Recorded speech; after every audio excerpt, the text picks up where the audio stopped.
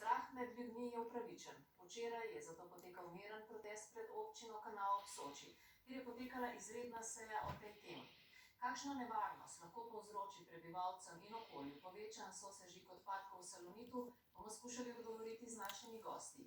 Z nami je Tanja Bolte z Ministrstva za okolje, predstavnik civilne iniciative Miha Stegelj, Zdenka Čebašek-Travnik z Zdravniške zbornice in Andrej Senegačnik z Strojne fakultete. Lepo pozdravljeni vsi skupaj. Torej, kakšni so sklepi včerajšnje seje, kako je potekala, morda gospod Stegelj? Ja, mi smo kot civilna iniciativa želeli res nameren in dostojanstven način opozoriti na kako množično tragedijo se dogaja in da se ne bi taka tragedija ponovno ponovila. In mislim, da smo z neko tišino, medtem ko so se udeleženci šli v prostore, kako to pokazali in smo tudi enotno zapeli in mislim, da je marsikoga ganila do solz. Dobro, gospod Čebašek, vi ste dobili sklepe včerajšnje seje, ki je potekala kar pozno, bom rekla. Ja, Zdravniška zbornica Slovenije je bila vabljena na sejo in zato so nam danes tudi poslali sklepe, ki smo jih dobila tik preden sem odhajala na to oddajo. Teh sklepov je 6, zdaj ne vem, je smiselno, da jih preberem, ampak v osnovi gre za to, da občinski svet zahteva, da državne institucije dosledno preverijo ustreznost zakonodaje slovenske in evropske na področju sežiga in sosežiga odpadkov, ter v primeru, da je le-ta neustrezna, jo ustrezno spremenijo, tako da bo v občini Kanal ob Soči kot drugje po Sloveniji občanom enakopravno omogočeno varno in zdravo življenje. Potem od državnih institucij zahtevajo jasna merila in dokaze, ki bodo zagotavljali neoporečno stanje okolja. Potem pozivajo tudi Salonit Anhovo, da v krajšem možnem roku zmanjša svoje vplive, ki izhajajo iz sežiganja odpadkov na okolje z investiranjem v najsodobnejše tehnologije.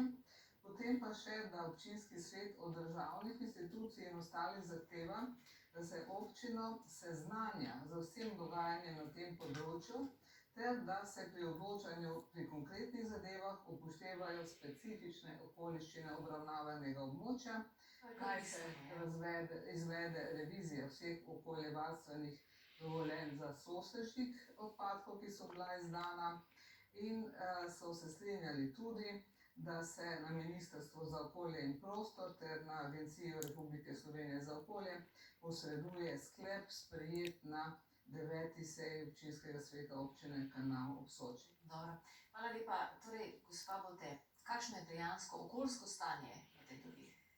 Dejansko okoljsko stanje je bilo včeraj tudi predstavljeno na tej izredni seji. Vi ste bili na tej seji? Da, strani Agencije Republike Slovenije za okolje, tako tudi strani drugih povabljenih, bom rekla. Jasno je bilo povedano, da govorim samo na osnovi meritev, ki dejansko odražajo stanje. Voda, stanje vodnih teles Soče je dobro, zelo na kratko bi šla skozi. Glede tal, ni nobenih, bile so presežene opozorilne vrednosti za nikelj in krom, vendar te niso posledica antropogenih dejavnosti, se pravi dejavnosti človeka, ampak jasno kaže se rezultat preperjevanja flišne kamninske osnove. Glede kakovosti zunanjega zraka pa je Agencija Republike Slovenije za okolje izvajala monitoring zraka v letu 2004 in pa v letu 2016-2017, se pravi v obdobju 3.2.2016 do 2.2.2017. V vseh obdobjih je bilo ugotovljeno, da presega delcev, če konkretiziramo delce PM10, o katerih je tudi včeraj največ govora, ni bilo presežena, razen v primeru merilnega mesta Deskle, kjer je bilo 8 preseganj mejnih dnevnih vrednosti. Če to primerjamo, ker vedno se neka primerjave dajo z primerljivimi lokacijami, merilno mesto je v Novi Gorici stalno merilno mesto, kjer Agencija Republike Slovenije izvaja meritve, je bilo tam 11 dnevnih preseganj. Se pravi, ocenjujemo, oziroma ocena je, da kakovost zunanjega zraka, tako voda, tla in zunanji zrak, niso prekomerno onesnaženi v tej dolini.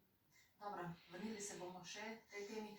Gospod Čebašek, povejte mi, zakaj ste se zdravniki pravzaprav v takšni meri, če se dobro spomnimo, prvič odzvali na to možno onesnaženje v tej dolini? Kaj vas je pravzaprav vodilo, da ste tokrat to storili? Vodilo nas je to, da je kolegica Nevenka Mlinar nekako po svojih kolegicah, ki so predstavnice skupščine Zdravniške zbornice, opozorila na Ona je to. zdravnica v Desklah.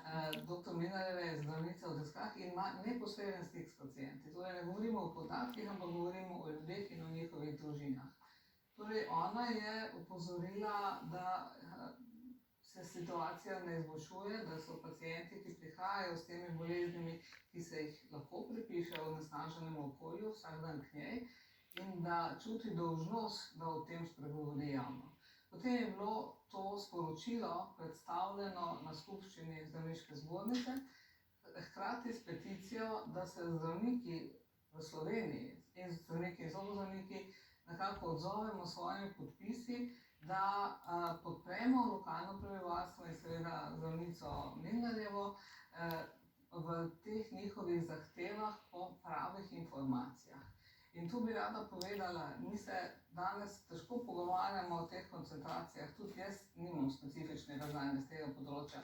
Lahko pa govorim o tem, da ljudje imajo pravico do pravih informacij po Aarhuški konvenciji. In to seveda spremljam od takrat, ko sem bila varuhinja človekovih pravic, ko smo o tem tudi veliko govorili v zvezi z onesnaženim okoljem drugje po Sloveniji. Spomnimo se Celje, Mežica, zdaj Vrhnika, teh žarišč, kjer se je v preteklosti odlagalo človeku škodljive odpadke, je veliko in vidimo, da se sanacija ne dogaja tako, kot strokovnjaki Škoda, da že takrat priporočajo. ni bilo takega odziva zdravnikov tudi. Ja, gledajte, zdravniki smo nekako usmerjeni na posameznika, ne, in delamo v odnosu s posameznikom. Tisti zdravniki, ki so pa imeli podatke, torej so gledali celo populacijo, pa nekako niso opazili, da je nekaj tako bistveno narobe. Mi smo bili aktivni tudi v Lafargu, tam so se zdravniki oglasili, ko smo tam imeli novinarske konference še v času, ko sem bila varuhinja, in zdravniki seveda gledamo na podatke drugače, kot kadar imamo pred sabo človeka, ki mu, ne vem, umira bližnji družinski član ali sosed. In hoteli smo povedati to, zdravnikom ni vseeno. In zato podpiramo te zdravnike, ki opažajo, da se dogajajo stvari, ki se drugje ne dogajajo, in da zaradi tega opozorimo ne samo lokalno prebivalstvo, temveč celo Slovenijo. Gospod Senegačnik, govorimo o sežigu in sosežigu. Da, če bi pojasnili razliko, kaj je lahko bolj nevarno ali ne, od česa je odvisna ta nevarnost? Ja, nevarnost je predvsem odvisna od emisij, ki jih emitiramo v okolje. Zdaj, pri sosežigu predstavlja gorivo, ki ga sosežigamo, manjši delež, oziroma lahko tudi večji delež osnovnega goriva. Pri sežigu pa govorimo samo o, da je to edini vir energije, je tisto gorivo. Zdaj, v primeru Anhoga gre za stvar, da želijo povečati sosežig nenevarnih odpadkov in v bistvu nenevarni odpadki pomenijo, da niso nevarni, se pravi, da ne vsebujejo pretiranih količin težkih kovin, halogenov, fluoridov in tako naprej. Se pravi, da se vpliv na okolje res ne bo spremenil. Drugo je s sežigom nevarnih odpadkov. Vse to je v okoljskem dovoljenju točno predpisano, se pravi, koliko odpadkov lahko na uro sežgejo, nevarnih, nenevarnih. Pri tem se potem stvari seveda določajo, se merijo koncentracije. Zdaj, objavljena je bila tale skala o emisijah, ki jih povzročajo v Anhovu. Zdaj, če se povrnem malo na naše sosede, na evropsko zakonodajo, lahko rečemo, da cementarna Anhovo, res tako, ker zdaj danes sem gledal te številke, pa včeraj sem se pripravljal, je res po emisijah ena boljših v Evropi, se pravi, ker v teh referenčnih BAT dokumentih, ki veljajo v Evropski uniji, je cementarna, bi rekel, izpolnjuje že zdaj z emisijami v bistvu nivo sežigalnic, ker so v bistvu emisije res tako nizke. Morda bi samo za kratek predah pogledali izjavo, sinočnjo izjavo direktorja Salonita Anhovo, glede na to njihovo željo oziroma zahtevo, kakorkoli temu rečemo, da bi povečali sosežiganje odpadkov iz 109 tisoč ton na leto na 135 tisoč. Pa poglejmo, kaj je izjavil. Ker vemo, da imamo tako zgodovino, smo zaradi tega še bolj pozorni in bolj previdni. Predlog sam pa pomeni samo to, da menjamo strukturo naših goriv in sicer nadomeščamo fosilna goriva z tako imenovanimi alternativnimi gorivi, pripravljeni iz odpadkov. Torej, sama struktura se menja, drugače pa sam vpliv na okolico oziroma na okolje pa ne. Gospod Stegel, ali vas to pomirja ta odgovor? Slišali ste ga sicer že včeraj. Veliko je govora ravno o takih BAT tehnologijah, torej Best Available Technologies. Mi smo laiki, tako da v bistvu smo veseli kakšne strokovne razlage. Namreč, ko govorimo ravno o sežigalnicah pa sosežigalnicah, je verjetno vprašanje, ali so te tehnologije drugačne. Je rezultat teh tehnologij, kateri izpusti se uspejo ujeti v te tehnologije, drugačen. In neko večje tako vprašanje je, ali ko govorimo o sosežigalnicah, imamo neko tovarno proces, ki ima že samo po sebi osnovne izpuste, in na to, ko govorimo nevarne odpadke, dodamo še nevarne izpuste zraven.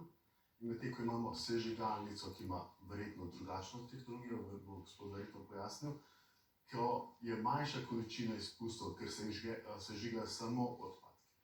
Torej, najprej gospod Bolte, vi ste želeli tudi povedati, pa potem gospod Čekošek. Hvala. Jaz bi samo mogoče povedati, da teh tehnologij, pa bom gospodu predala, ker verjamem, da je večji strokovnjak, teh tehnologij sploh jih ne moreš primerjati sosežig pa sežig. To so popolnoma drugačne tehnologije.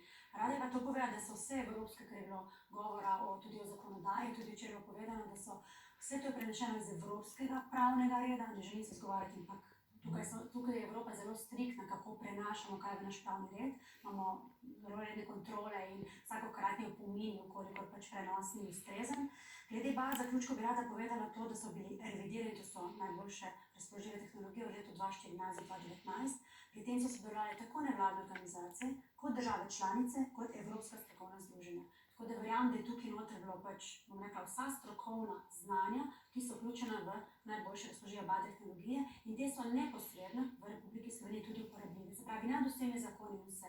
In v tem primeru, ko govorimo o tovrstnem objektu sežigalnici Salonit Anhovo, so se oni morali že prilagoditi na tovrstno tehnologijo, tako da pač morajo tudi poštevati, koliko ne, seveda imamo ustrezne inšpekcijske kontrole, ki pač to tudi preverjajo. No, pravzaprav, kar sem jaz hotel poudariti, je, da v bistvu, ko govorimo o obremenitvi na zdravje prebivalcev, je razlika, če imamo mi že nek poslovni subjekt, ki že po sebi ima take izpuste, in govorimo o dodatnih nevarnih izpustih, ampak res bi rad predal besedo gospodu Senegačniku. Še prej pa gospod Čekošek. Ja, mislim, da je gospa Volček povedala, da je treba narediti nadzor.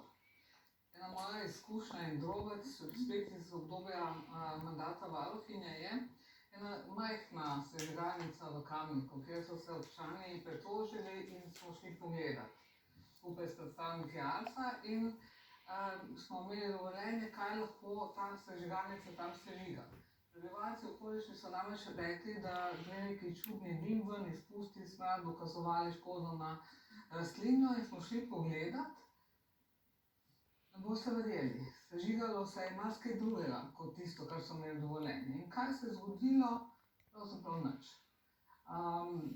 Zgodba je bila tako rahlo za kakšen Erin Brokovich film, kako se je to dogajalo. In to je ena skrb. Druga skrb, ko smo šli v Celje, ali pa ko smo šli v Mežiško dolino, ko smo šli v Celje, se dejansko te zastrupljene zemljine, za katere je civilna iniciativa v bistvu najprej zbirala podatke in kasneje se je potrdilo, da so res, so se brez nadzora prevažali z ene lokacije na drugo in mi zdaj ne vemo, kje je sploh kaj zastrupljeno.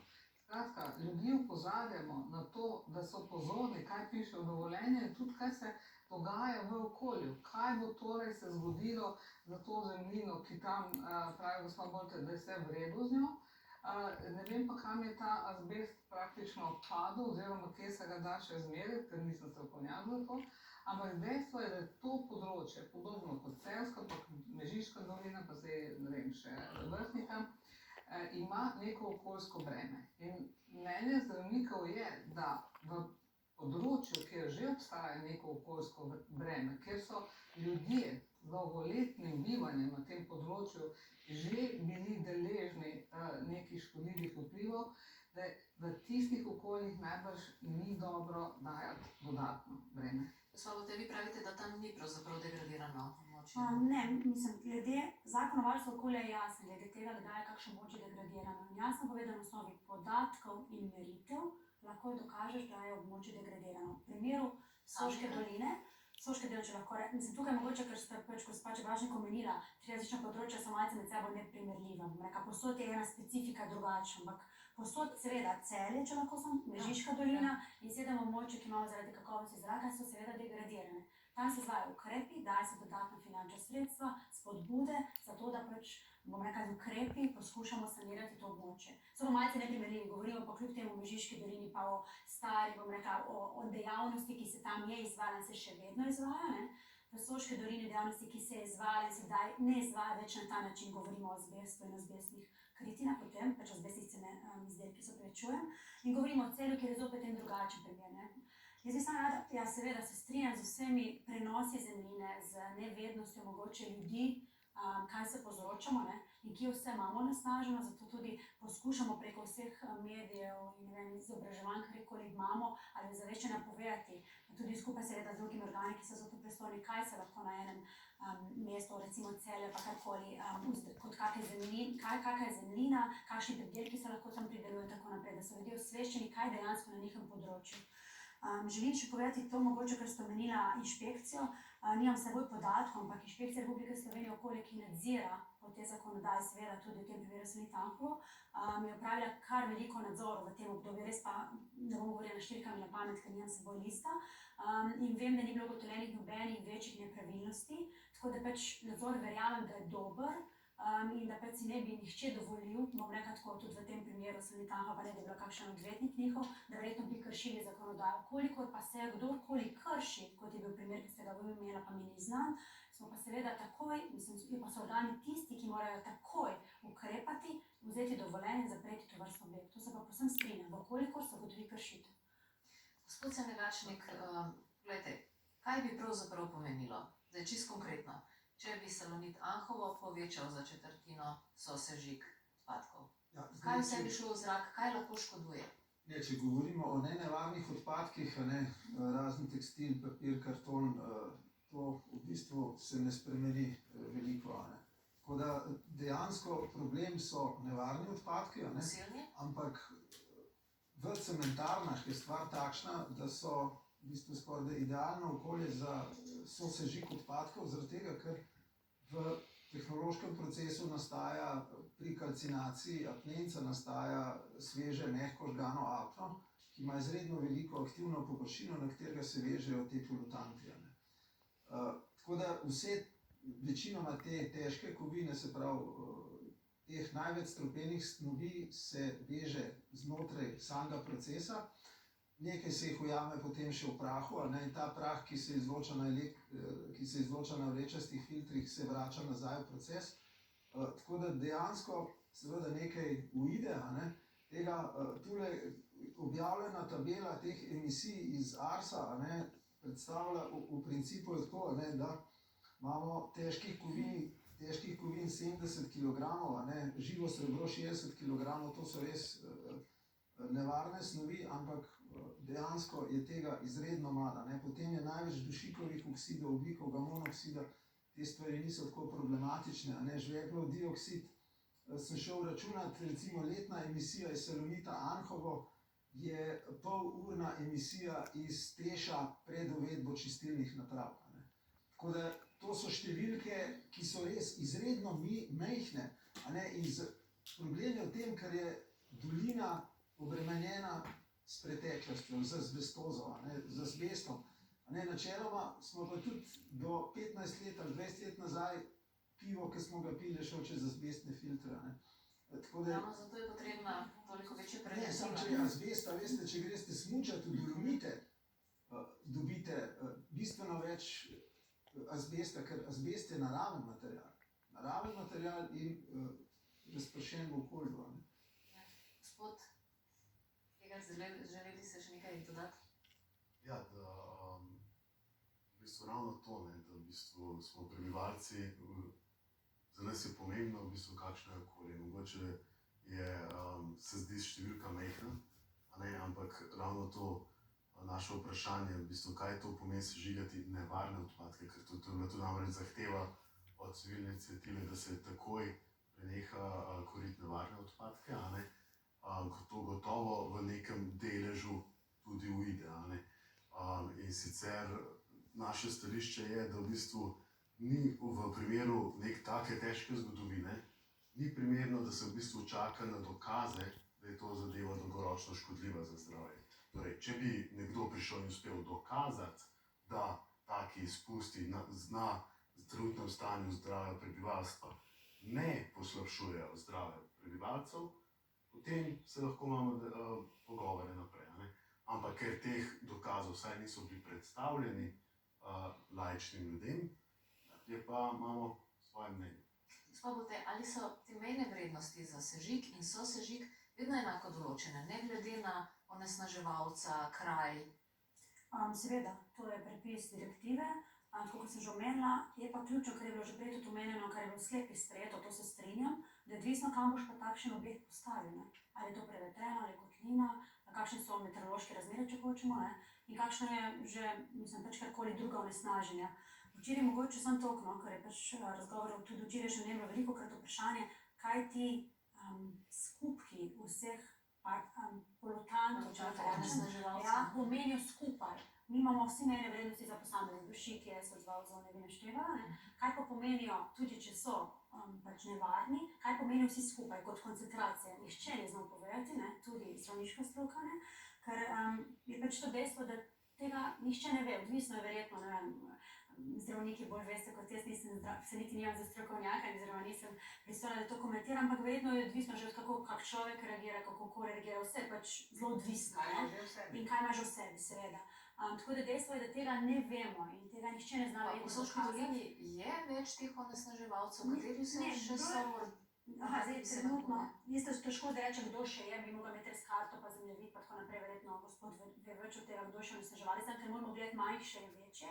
Jaz bi rada samo še nekaj, pa ne želim minimizirati stvari glede Salonita Anhovo. Treba se pa mogoče pogledati skupaj vsa onesnaževanja, ki povzroča, če govorimo delce PM10 in nevarne snovi.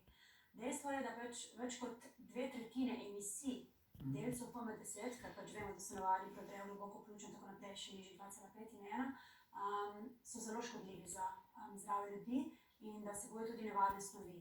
In dejstvo je, da več kot 2/3 emisij iz tega vira, iz teh emisij delcev, prihaja iz vira individualnih kurišč. Vemo vsi, pa bo gospod mogoče dopolnil, ker nisem takšna strokovnjak, da so tam temperature bistveno nižje kot v kakršnemkoli industrijskih objektih. Ničesar ne minimiziram, samo želim povedati, da se moramo mogoče malo širše pogovarjati. To je bilo tudi včeraj mogoče, razumem sejo, razumem problematiko in razumem problematiko preteklih bremen, ampak kljub temu mislim, da je treba malo širše koncept. Zdaj imamo promet, industrijo, seveda tudi jo ne moramo minimizirati, individualna kurišča in pa nek transport, ki pride od drugje. Tudi se tudi vidi v vaši dolini, da transporti tudi iz Italije in tako naprej, ker to znajo dokazati iz modeli že na Agenciji za okolje. Dejstvo pa je, da se treba tudi pogovarjati o tem, kaj ljudje kurimo doma, tudi veliko plastike, smeti, nevarnih in takšnih, ne, zaradi nevedenja, mogoče, ne vem, socialno ogrožen se ne bom, no, takšne informacije dobivamo, sam rada bi, ne, potem kaj kurimo zunaj, bom rekla, ne. Tako da mogoče treba samo malo širše, pa ne želim minimizirati, pa danes je pač oddaja namenjena Salonita Anhovo oziroma pač te problematiki. Želim samo povedati, da pač smo izpostavljeni tudi drugim virom, ki so mogoče še, ne vem, lahko rečem, bolj škodljivi, ampak zelo škodljivi tudi, da se mogoče tudi tega ne zavedamo. Prosim. Se ne bomo spodbijali, da imamo različne onesnaževalce, ampak se treba pri reševanju problemov osredotočiti na neko problematiko, če ne se nam nikoli nič rešilo.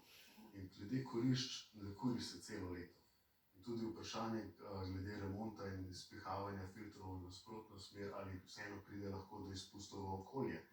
In tudi neko strokovno vprašanje bi lahko bilo, prečasti filtri, kakšne drobne delce pa prepuščajo. Tako da tukaj je, Ja. jaz bi res rad ostal, da govorimo o trenutni Ja. problematiki in dajmo biti realni. Ne.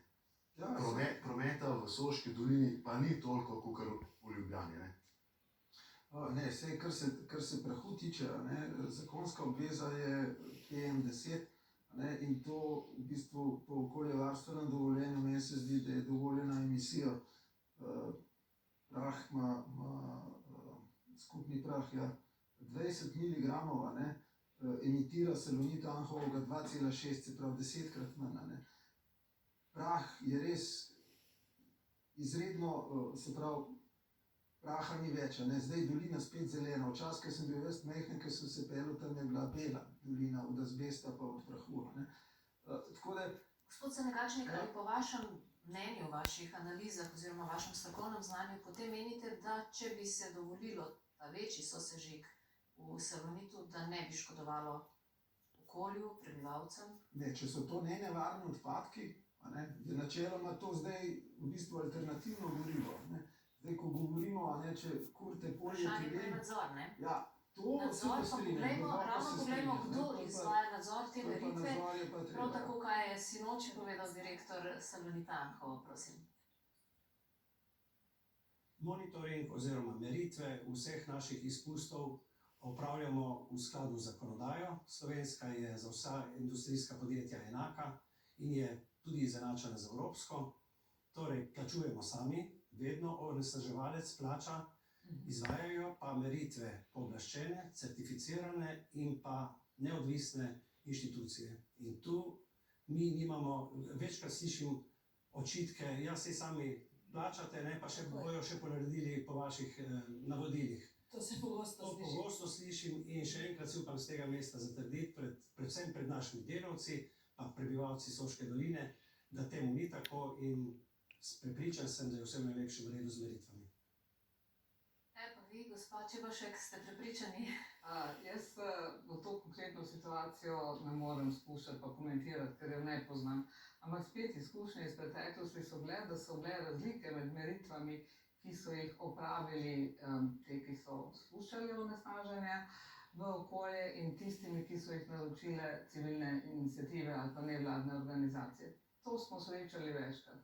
In menim, da bi država morala poskrbeti, da dejansko ni razlik med različnimi akreditiranimi ustanovami. Razumemo, da smo oboji so akreditirali, ne.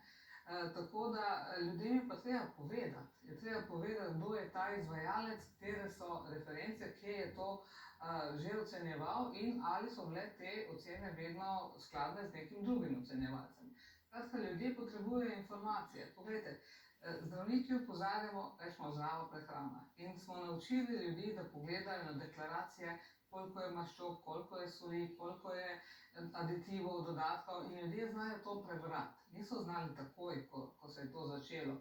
Ampak tisti, ki je osveščen, tisti, ki bi rad zdravo hrano užival ali pa zdrave pijače pil, bo seveda to prebral.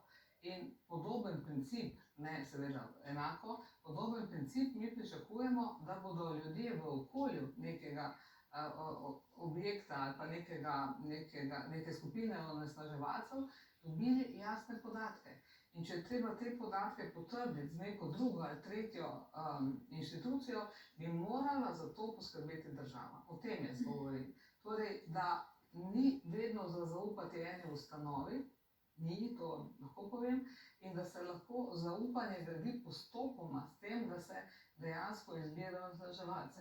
Recimo en odgovor ASOP-u, ki mi je nekdo povedal, je, da Salonit Anhovo v nekem postopku, pa zdaj tukaj ne vem točno katerem, je rekel, da ocena zdravstvene stroke pa kemijske stroke ni potrebna, ker imajo oni itak vse v redu.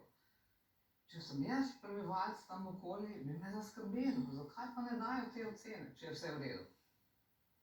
Svobote, če bi prišlo do dveh tako imenovanih neodvisnih organizacij in inštitucij, ki bi upravljale te meritve, monitoring, kateri bi verjeli?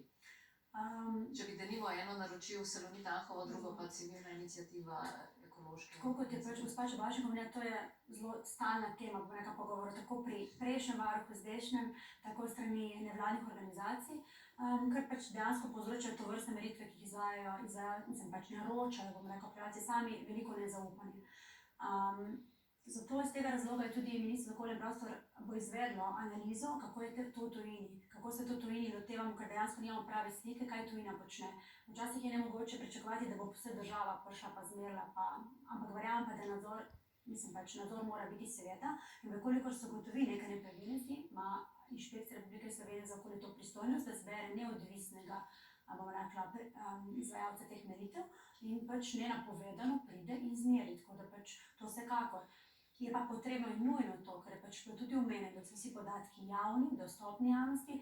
To je pač ključno do uspeha, da lahko nekdo obratuje, v neki dolini in neko zaupanje vzpostavi. Kje pa te podatke denimo lahko dobijo prebivalci doline? Zdaj konkretno, Monitoringi? ja, konkretno v tem primeru ne vem, kako ima s Anhovom, ampak dejstvo je, da verjetno bi te podatki lahko bili na njihovi spletni strani, mogoče na kakšnih monitorjih znotraj same občine, ne, in bi lahko konkretno si ljudje v vsakem trenutku pogledali, kakšno je stanje. No. Mislim, to ni nikjer zapisano zakonodajno, da mora to upravljavec narediti, vsekakor je pa to njegova, mogoče, ne dobra volja, pa nekak odnos, dobra praksa do prebivalca, da se ustvari zopet zaupanje, ker najhuje je to, ne, da imamo ustvarjeno nezaupanje in da pač imamo vedno pri vsaki številki, ki jo kjerkoli pogovarjamo, se neko nezaupanje, da je pač, pretvarjena ali pa da ni prava, ne, in da je popravljena, kaj ne rečem. To se mi zdi, da tukaj zelo stroko kogarkoli, ne, in to mi včasih, ne vem, se mi zdi, da je zelo pomembno, kako se določene številke interpretirajo in kaj dejansko potrebno v teh številkah še povedati, da je interpretacija prava.